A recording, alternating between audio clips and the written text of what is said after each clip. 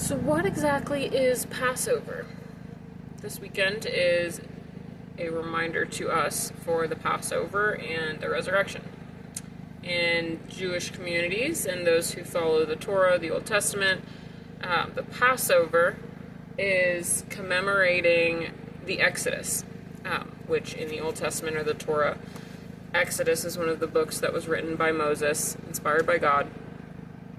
And the detailings of this historic event are found between Exodus basically the beginning of Exodus, but if we go to Exodus chapter 7, all the way through chapter 14. To give some backstory to this, Moses was born of a Jewish woman, and in that time, Pharaoh had been concerned that there was going to be someone to try to take his place as ruler, and so he had ordered for all the infants at that time to be massacred. And so with that, Moses was at risk, so his mother put him in a basket and sent him down the river in hopes that the Lord would spare him. And sure enough, Pharaoh's daughter found him and took him in, and he was raised as the Prince of Egypt, so to say. So that being said, as Moses gets older, the Lord speaks to him and shows him that he is actually of Israelite blood, and that his people are slaves, that they are not being treated fairly, that they are under the control of the Egyptians, that they, as God's chosen people, they deserved freedom, and so the Lord appointed Moses to be the one to lead them into freedom. So, starting in chapter 7, Moses and his Hebrew brother Aaron, they end up going to Pharaoh, and the first time them asking under the Lord's guidance, they asked Pharaoh, not really asked, but basically told him, the Lord is telling us, you gotta let our people go. And so from chapters 7 all the way through to 12, they continue to go back to Pharaoh and ask him, let our people go. What I find really interesting about this chronicle is that time after time after time of Moses and Aaron showing up to Pharaoh being like, hey, the Lord's telling us you have to let the Israelites go, Pharaoh continues to harden his heart to it. And it specifically says Pharaoh hardened his heart. It says about 6 times in those chapters. And what I find interesting is after that first attempt of Moses and Aaron telling Pharaoh, you gotta let our people go, and Pharaoh saying, no, I'm good, the Lord starts initiating plagues. And it was something that Moses did warn the Pharaoh about. He's like, hey, this is the one true God telling us this, so if you don't obey, as we know with rebellion, there are consequences to this. So, first plague, the water of the Nile turns to blood. When that happens, Moses follows the instruction of the Lord to put his staff in the Nile, and he turns all of the water to blood. Pharaoh thinks it's a fancy magic trick, doesn't think anything of it, and it even says in verse 23 of chapter 7, Pharaoh turned and went into his house, and he did not take even this to heart. So after that, the Lord's like, okay, Moses, we're going to go for round 2. Go back and tell Pharaoh, let my people go. Pharaoh says no, yet again. And so the Lord plagues Egypt with swarms of frogs, and they just infest the whole area. Well, sure enough, even after all of that, verse 15 of chapter 8, when the Pharaoh saw that there was a respite, he hardened his heart and would not listen to them, as the Lord had said he was going to do. Then comes around the 3rd time. Moses says, Pharaoh, please, let our people go. Sure enough, the Pharaoh's heart was hardened. He would not listen to them, as the Lord had said. And this carries on for 7 more plagues. We've got the 4th plague of flies, the 5th plague, all the Egyptian livestock dies, the 6th plague, boils, incredibly painful sores start popping up all on the Egyptian people. 7th plague, hail. Hail in Egypt would be a little bit odd, just saying.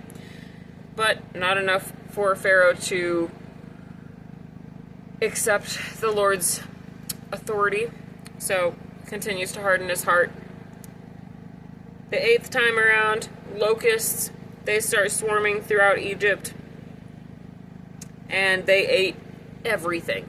All of the crops, everything that the Egyptians had planted. Still again, what I find interesting at this point, though, is opposed to Pharaoh hardening his heart, at this point, the Lord hardens Pharaoh's heart. After this 8th plague, in chapter 10 of Exodus, verse 20, it says, "But the Lord hardened Pharaoh's heart, and he did not let the people of Israel go." Before I continue with this, I want to make a quick segue, because what I find interesting about that is in Psalms, and also later on in Romans, we have some information about that. So in Psalm chapter 81, verse 11, it says here, "But my people did not listen to my voice, Israel would not submit to me, so I gave them over to their stubborn hearts to follow their own counsel." Now, of course, we know at the point of the Exodus, the Lord is working with the Egyptians. However, I think the concept remains the same. When we continue to reject the Lord, he's knocking, but he's not going to harass us. He's not going to force us. So he's going to reach a point where he's like, okay, then that's what you want to do. That's what you want to do. It's not out of anger. It's not out of hate. It's simply out of, I'm not going to force you. I'm trying to show you, but if you're not going to listen, then I'll stop trying in a sense. Now he's still there when we come back around, but so I believe that's what he was doing with the Pharaoh. He tried time and time and time again, with all of the consequences of the rebellion that Pharaoh was showing. Pharaoh kept saying no, kept rejecting him, so it came to a point where the Lord started to harden Pharaoh's heart. He was basically just letting him go down that path, because that was the path he was choosing. So that being said, after plague 8, we have the 9th one, which was darkness. This one, basically, Moses stretched out his hand towards heaven, and there was a pitch darkness in the land of Egypt for 3 days. So no sun in Egypt for 3 days. And that one, again, would lead me to wonder what's going on. Not to say I'm in any better place than Pharaoh, but I'm just saying I would be curious on that one. Sure enough, at the end of this one, Pharaoh still will not let the Israelites go. So in verse 27, the Lord hardened Pharaoh's heart, and he would not let them go. And at this point, the Pharaoh said, "Get away from me. Take care never to see my face again, for on the day you see my face, you will die." And Moses said, "As you say, I will not see your face again." So that was kind of the final straw for Pharaoh. He's like, I'm sick of hearing about this. I'm not letting your people go. I don't care what you're doing. I'm not doing it. I don't believe in your God. I'm not going to do it. So then at this point, they did end up showing back up at Pharaoh's. The final plague was threatened that all of the firstborn of Egypt would be no more. It's the 10th plague, the final plague, final straw, basically, the straw that broke the camel's back. They told Pharaoh about it. He still refused to let the Israelites go. Well, the Lord is true to his word, so sure enough, that 10th plague came around, killed all the firstborn, and that was basically the moment at that point where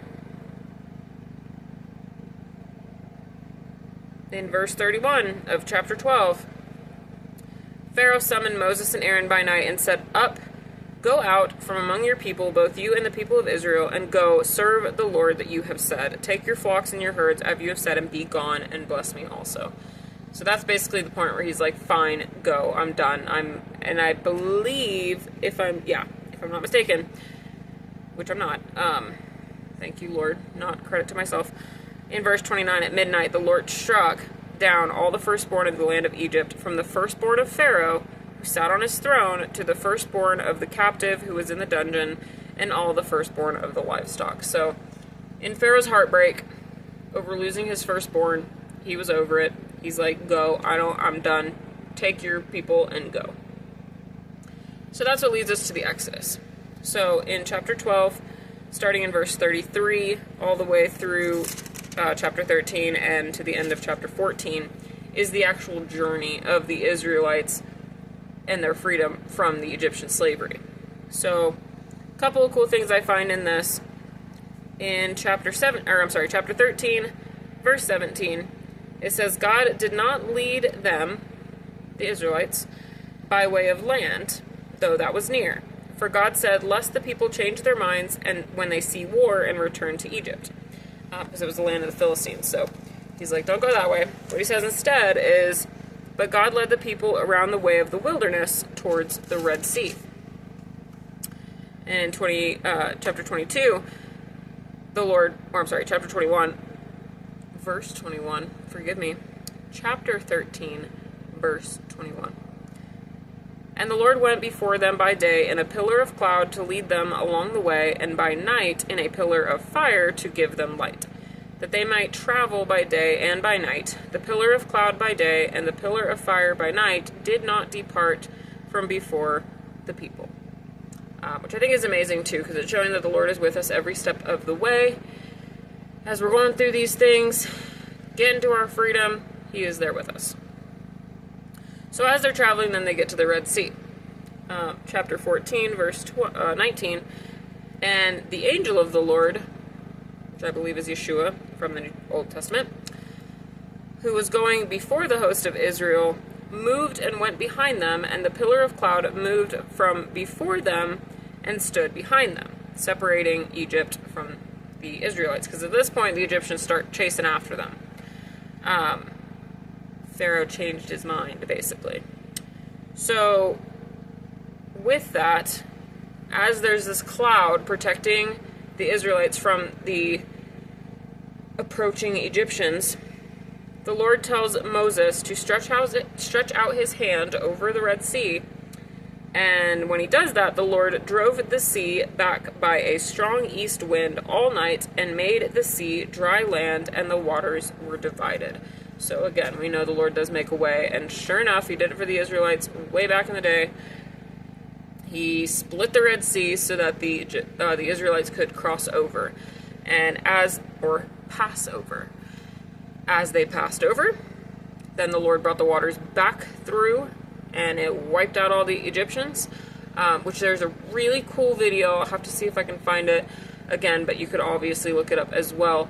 And it's actually them going back to the Red Sea, and there's still proof of the chariots and broken, shields and whatnot at the bottom of the Red Sea. So, a little scientific evidence there for you as well. And so that being said, the end of chapter 14, thus the Lord saved Israel that day from the hand of the Egyptians, and Israel saw the Egyptians dead on the seashore. Israel saw the great power that the Lord used against the Egyptians, so the people feared the Lord, and they believed in the Lord and in His servant Moses.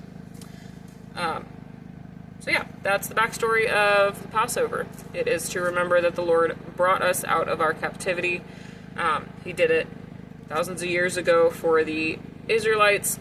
He still does it to this day, so it is something to remember. There are a lot of traditions behind Passover, which I'm not going to get into because I'm not much of a traditionalist, but if you're interested in looking into those as well, they're riddled throughout these areas in the Old Testament, in Exodus. Different things that they would do, different things they would eat, different timings for certain things that they would do to honor the Lord in the Passover. And even in the New Testament as well, Yeshua ends up practicing Passover as well, growing up with Jewish people in the Jewish community. So, but that's a story for another time. So, there's Passover, and Lord, let us remember and thank Him for helping us pass over, and to all rejoice in the glory of the freedom that He offers us.